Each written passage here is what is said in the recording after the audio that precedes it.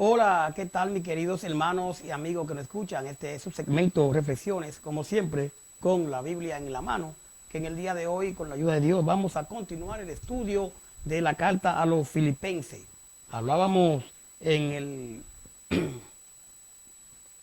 capítulo anterior o en los versículos anteriores, hablábamos de la oración de Pablo por los creyentes y no todo eso, sino que él comienza diciendo en el capítulo 1, dice que Pablo y Timoteo, siervos de Jesucristo, a todos los santos en Cristo Jesús que están en Filipo, con los obispos y diáconos. Así empieza Pablo filipense y entonces habla de la oración por los creyentes. Realmente debemos saber que cuando Pablo se refiere a todos los obispos y diáconos, Pablo menciona también a Timoteo como su colaborador en otras 5 cartas. Timoteo había colaborado con Pablo en el establecimiento de la iglesia en Filipo. Usted puede ver a 2 Corintios 1:1, ¿verdad? También en Hechos 16:1, en 1 Corintios 1:2. Y como también Pablo menciona a los obispos y a los diáconos. Usted puede ver a Primera de Timoteo 3:1, cómo es que se escoge al pastor, a los pastores, ¿verdad? Un anhelo que debe de haber para ser pastor, no por inspiración, vamos a decir, que por un sueño que tuvo, ni por nada de eso, sino que ahí están lo que es los requisitos para ser pastor. 1 Timoteo 3:1, que yo le pido que usted pueda verlo, y a los diáconos en 1 Timoteo 3:8. Ahora vamos a entrar en el verso 11, ya que terminamos en el 10, porque Pablo realmente dice en el verso 10, para que aprobéis lo mejor, a fin de que seáis sinceros, irreprensibles para el día de Cristo. Él se refiere aquí claramente que el amor de los filipenses se traduzca en habilidad para discernir y escoger lo que sea moralmente mejor. En consecuencia, su vida será transparente y pura y no será ocasión de tropiezo. Ahora, ya entrando en el verso 11, dice de la manera siguiente: llenos del fruto de la justicia, que son por medio de Jesucristo, para la gloria y alabanza de Dios. Quiero que sepáis, hermano, que las cosas que me han sucedido han redundado más bien para el progreso del Evangelio, de tal manera que mis prisiones se han hecho patentes en Cristo en todo el pretorio y a todos los demás. Y la mayoría de los hermanos, cobrando ánimo en el Señor con mis prisiones, se atreven mucho más a hablar la palabra sin temor. Algunos a la verdad predican a Cristo por envidia y contienda, pero otros de buena voluntad. Los unos anuncian a Cristo por contención, no sinceramente, pensando añadir aflicción a mis prisiones, pero los otros por amor, sabiendo que estoy puesto para la defensa del Evangelio. ¿Qué pues? Que no obstante de toda manera, o por pretexto o por verdad de Cristo, es anunciado, y en esto me gozo y me gozaré aún. Esta carta realmente sigue aquí diciendo, ¿verdad? Dice el verso 17, pero los otros por amor, sabiendo que estoy puesto para la defensa del Evangelio. Vamos a tratar de desglosar lo que hemos visto. Aquí Pablo habla de Cristo es predicado. El verso 12 dice, de Filipenses 1:12 dice, quiero que sepáis, hermanos, que las cosas que me han sucedido han redundado más bien para el progreso del Evangelio. ¿Qué quiere decir Pablo aquí? Progreso del Evangelio. El hecho de que Pablo estuviera en prisión dio por resultado que el conocimiento del Señor se tendiera aún a los altos niveles del gobierno romano, como vamos a ver en el verso 13. Por eso dice que quiero que sepáis, hermano, que las cosas que me han sucedido han redundado más bien para el progreso del Evangelio. Pablo cayó preso, Pablo sufrió mucho, penalidades y muchas cosas, pero dentro de esas situaciones que pasó, aún cayendo preso, siguió predicando el Evangelio en esa circunstancia.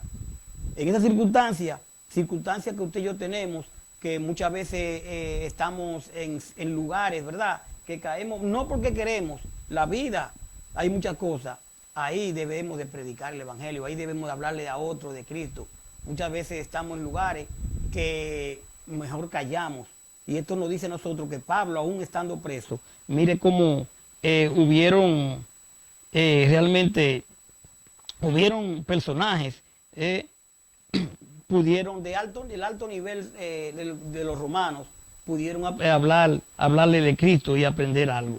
Entonces realmente seguimos mirando, usted puede ver a Filipenses 4:22. Dice el verso 14, perdón, el verso 13, de tal manera que mis prisiones se han hecho patentes en Cristo en todo el pretorio y a todos los demás. Aún estando preso, repito, él predicó el evangelio a las autoridades, a los compañeros, a todos. Usted puede ver a Hechos 28:30. Dice el verso 14. Y la mayoría de los hermanos, cobrando ánimo en el Señor, como con mis prisiones, se atreven mucho más a hablar la palabra sin temor. A los hermanos, ver que él, aún en la prisión, predicaba el evangelio. Los hermanos tomaron más valor y predicaron más el evangelio. No importa el lugar donde estemos, debemos de predicar el evangelio de Cristo, no el de los hombres. Usted diría, ¿cómo el de los hombres? Sí, el de los hombres que se inventan, el que dicen que Dios le dijo, que se soñaron. Todo eso, ese no es el evangelio de Cristo. El evangelio de Cristo está contemplado aquí, en su palabra, en la escritura. Dice el verso 15, dice de esta manera. Algunos a la verdad, dice los hermanos, algunos a la verdad predican a Cristo por envidia y contienda, pero otros de buena voluntad. ¿Cómo predicamos el evangelio? De buena voluntad, porque nos pagan para que nos den una ofrenda, o lo hacemos de buena voluntad. Es importante hacer eso. Lo predicamos para que vean que nosotros somos muy duchos en la escritura. Para eso lo estamos predicando, o lo estamos predicando porque queremos que las almas sean salvas. Hay que ver de qué manera estamos predicando el evangelio. Algunos predicaban a Cristo por envidia y contienda, otros de buena voluntad. Usted puede ver a Filipenses 2:13. Realmente, dice el 16, los unos anuncian a Cristo por contención, no sinceramente, pensando añadir aflicción a mis prisiones.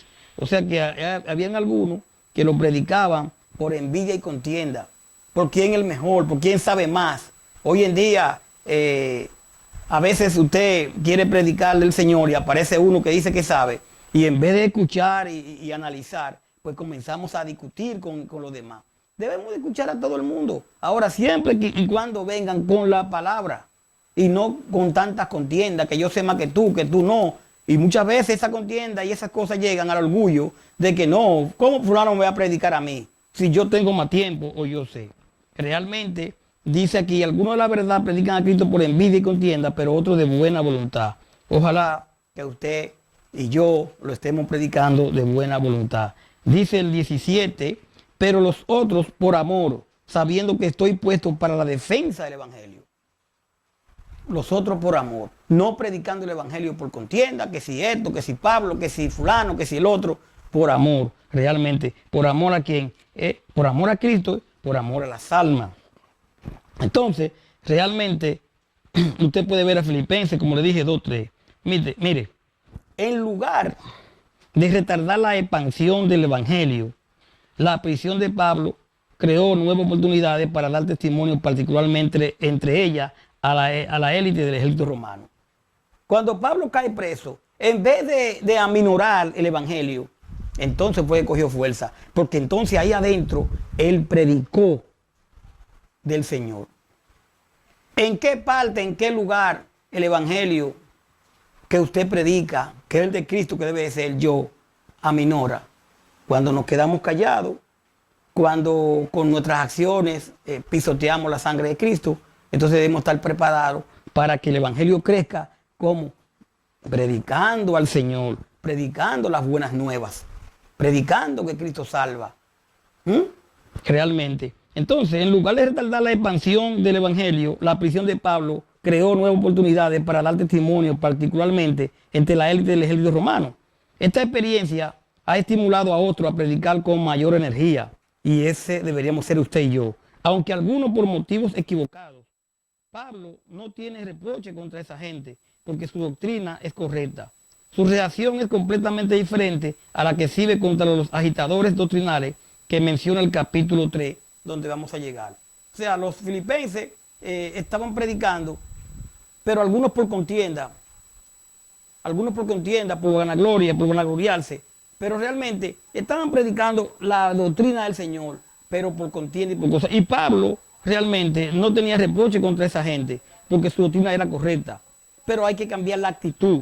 Y su reacción es completamente diferente a la que sirve contra los agitadores doctrinales que vamos a ver en el capítulo 3. Vamos a dejarlo ahí y vamos a venir después en el verso 18, ¿verdad? Vamos a hablar del 18 en adelante, donde el vivir es Cristo. Gracias por su sintonía. Recuerde escudriñar la Escritura, ¿verdad? Simplemente usamos la Biblia, eso es lo que siempre hacemos. No tenemos un libro aparte, como siempre les digo, sino simplemente la palabra. No necesitamos más nada, porque lo dice la palabra, que las Escrituras, en ella está todo. Es viva y eficaz. Y nosotros tenemos aquí la palabra del Señor. Gracias por su sintonía. Hasta la próxima. Bye bye.